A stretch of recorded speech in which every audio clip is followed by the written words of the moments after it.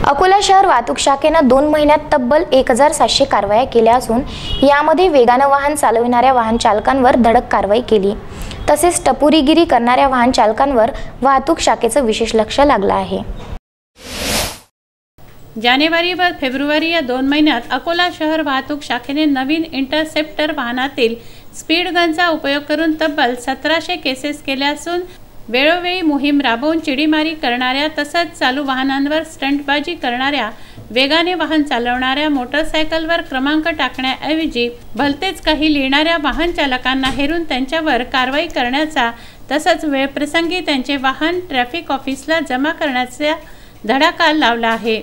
अकोला शहरात जवळपास प्रमुख रस्ते यामध्ये नेकलेस रोड, नेहरू पार्क ते अशोका वाटिका ते अग्रसेन चौक, अकोट स्टँड ते शिवाजी महाविद्यालय या रस्त्याची विकास कामे सुरू असल्याने शहर वाहतूक शाखेला वाहतूक सुरळीत ठेवण्यास जास्त मनुष्यबळ खर्ची करावे लागतंय।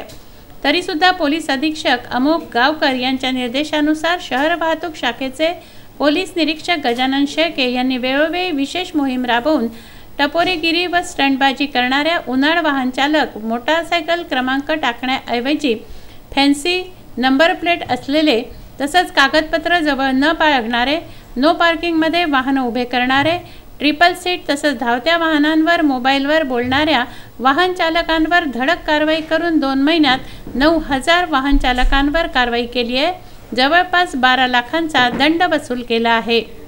ही धडक मोहीम अशीच सुरू राहणार असून सध्या परीक्षेचे दिवस असल्याने पालकांनी अल्पवयीन मुलांना वाहने चालवण्यास देऊ नये असं आवाहन पोलीस निरीक्षक गजानन शेळके यांनी विदर्भ न्यूजशी बोलताना केलं आहे।